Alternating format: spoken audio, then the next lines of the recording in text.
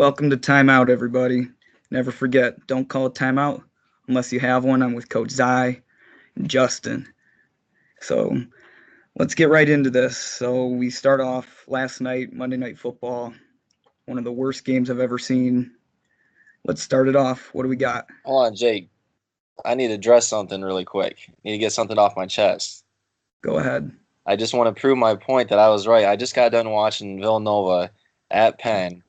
Villanova lost by 3 to an Ivy League school, and I tried to tell Coach Zai over there that Villanova is not the team of last year or the team in 2016. So Michigan stomping on Villanova, who is going to be unranked next week because Villanova travels to Kansas Saturday. They're going to lose. They're going to drop to 8-4. They'll be out of the rankings, and all of a sudden that win against Villanova doesn't look too good.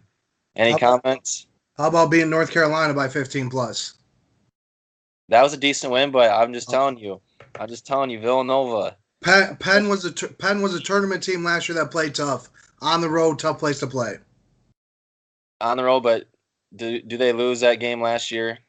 I'm not arguing that Villanova is not the same national championship team. Like that would be terrible. They lost 3 guys in the NBA draft.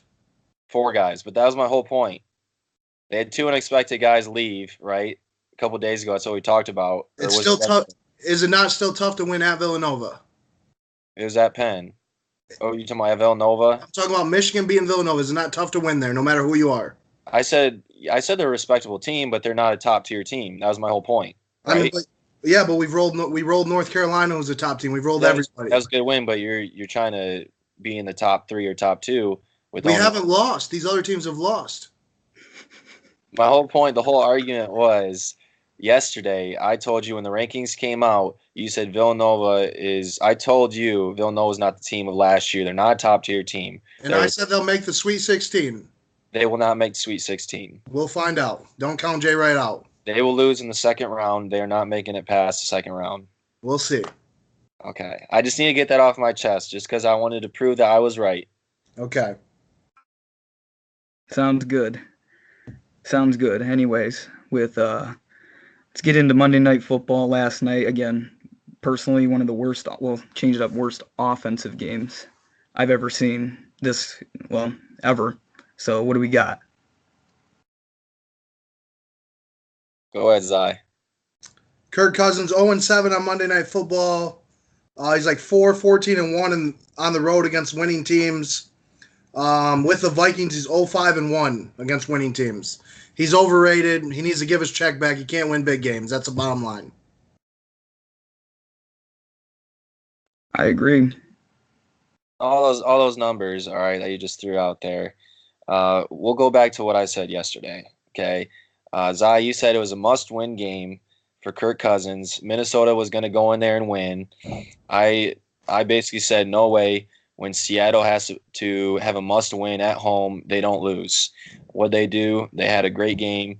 They won. There's no way Kirk Cousins was going in there. The odds were stacked against him. He wasn't going to come out on top, all right? What I say after that, they host the Dolphins. They go to Detroit, and then they'll host Chicago, which Chicago will probably clinch the division by that time, so they won't have their starters in.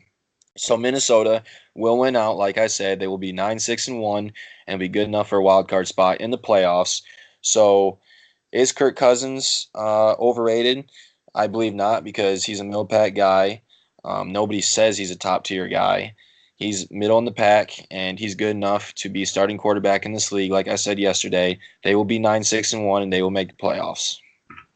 There's not a chance they go 9-6-1. He just can't win a big game. So when that pressure gets to him, it'll be over.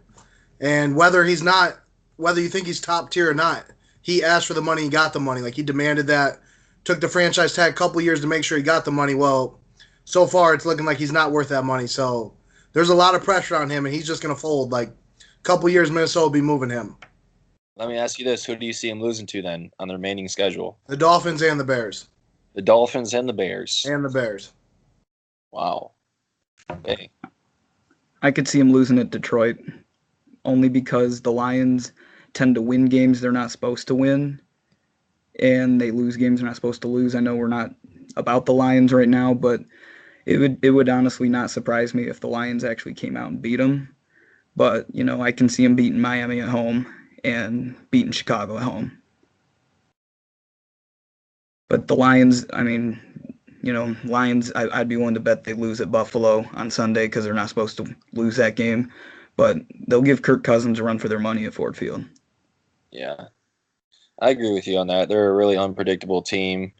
They freaking beat the Patriots and then will lose to a bum team in the NFL. I just can't put a thumb on them. But yeah, Lions, disappointing, unpredictable. You don't know who's going to show up. Honestly, with Kirk Cousins, though, I mean, I think the Vikings are more or less known as a run team. I mean, most of their yards last night, positive yards, came on the ground. Kirk Cousins didn't really start playing until the fourth quarter when they were down. They were still in that game, but then it was 21-0, just like that. So, then they had to start throwing it, and then they do get a touchdown. But on paper, that one touchdown is just a garbage touchdown. Yeah, So take I'd take Zai on this one. I'm looking at stats here. Kirk Cousins, 20 to 33, completed 60% of his passes, threw for 208 yards, threw a touchdown, yeah, like you said, in garbage time. But let's flip the script here real quick. Let's look at what Russell Wilson did. 10 of 20, okay. He threw for 72 yards, and he had one pick. So, we're just all putting the blame on the Vikings and Kirk Cousins, but Seattle's defense was just better than the Vikings defense. It's not like Kirk Cousins was throwing 2 or 3 picks to put his defense in bad positions. He was managing the game. He had the fumble, but he didn't throw any interceptions. Okay, we're just putting a lot of blame on him because he can't win the big game. But yes, he's quarterback. Yes, he has a lot of responsibility on his shoulders. But it's a team sport, and you have to have all three facets of the game clicking. Something I will say though is that Seattle is not a pass team.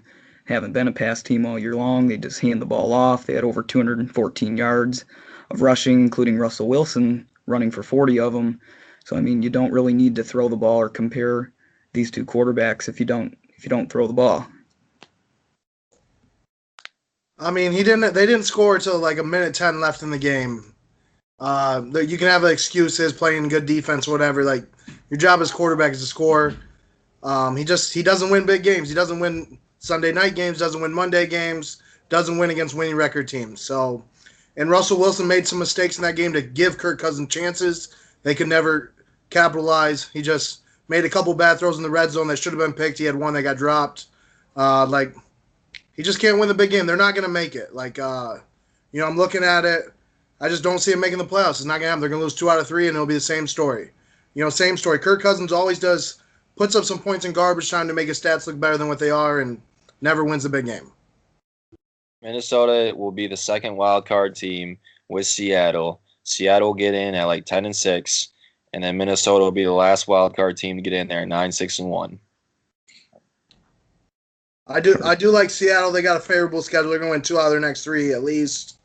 I don't like Carolina's schedule, but the next team I'm looking at, the Eagles got a chance. They got to play the Rams next week, so that's probably lost. But then they got Texans, Redskins, so they're going to win 2 out of 3. So Kirk Cousins going to at least have to win 2 out of 3. Eagles are sitting at what, 6-7? Yeah. So if they lose Timeout against the Texans. Yeah, the Eagles will beat the Texans. I don't know about that. Texans are one of the hottest teams. I know they lost to Indianapolis, but 9 out of their last 10. Just saying. Eagles have been crappy on the road this year too. Vikings won't make it. So you have Philadelphia over Minnesota. I don't know who will make it. The Panthers, out of a couple of teams, I don't know who's going to make it, but Vikings won't make it. I'm not sure. Okay. I think the Vikings will get in. I don't see Philadelphia getting in. I can't see them beating the Texans. And who else did you say they played? The Rams? They're not beating the Rams next week, and then I don't know. But the Panthers play the Saints twice. 2 out of 3 games coming down the end. Yeah, they're losing at least one of those. So we'll see. So if Kirk Cousins doesn't get in, that's a complete joke. I agree. Like it has been when he was with the Pigskins. Even though the Pigskins have always been a joke. All right, that'll wrap it up on the Monday Night Football. And next we'll get into Dwayne Wade.